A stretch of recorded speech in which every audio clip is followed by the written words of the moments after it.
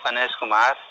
एक बार फिर स्वागत है सॉइल वाटर कंजर्वेशन इंजीनियरिंग के क्लास में तथा आज का टॉपिक है इंजीनियरिंग मेजरमेंट ऑफ टेरेसिंग। तो आज इसमें इंजीनियरिंग मेजरमेंट टेरेसिंग क्या होता है तथा सीढ़ी नुमा तैयार कैसे किया जाता है, क्या चीज़ डिपेंड करता है और यहाँ कितने प्रकार के होते हैं तथा टेरेसिंग का डिज़ाइन कैसे किया जाता है, उसका अलाइनमेंट कैसे तैयार किया जाता है और उसका केयर मेंटेनेंस कैसे किया जाता है, ये सब के बारे में पढ़ेंगे। तो हमारा फर्स्ट टॉपिक है टेरेसिंग।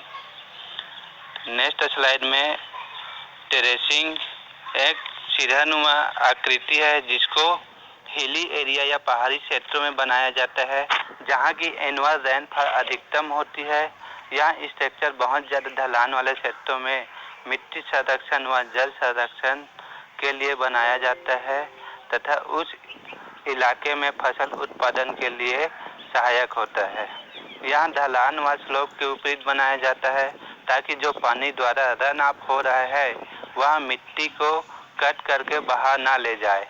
टेरेसेस में कम चौड़ाई व कम लंबाई का स्ट्रिप तैयार किया जाता है जिसमें फसल लगाने के लिए एक प्लेटफॉर्म तैयार किया जाता है तथा उस पहाड़ी भूमि को बहुत सारे स्ट्रिप में विभाजित किया जाता है जिससे ढलान की लंबाई कम हो जाती है और पानी का वेग भी कम हो जाता है। जो मिट्टी कटाव होता है वह ढलान की लंबाई के समानुपात होता है, यानी रन ऑफ की लंबाई कम करने पर मिट्टी की कटाव भी कम होता है। जब वर्षा की बूंदें रन ऑफ के माध्यम से ढलान के साथ नीचे बहती है तो उसका वेग व वेलोसिटी ढलान के साथ बढ़ने लगता है, मगर यदि सीढ़ीनुमा आकार की कोई डिजाइन तैयार किया जाए तो उसका वेलोसिटी कम हो जाता है और पानी अवरुद्ध हो जाता है जिससे खेत की नमी बनी रहती है।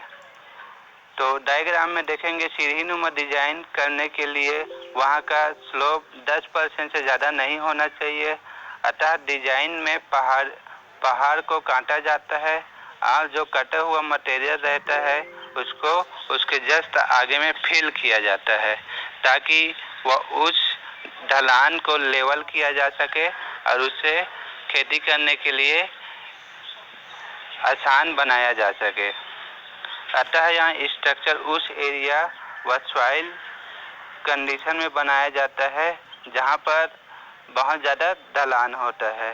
इसमें सीट इरोजन व रील इरोजन को भी कंट्रोल किया जा सकता है।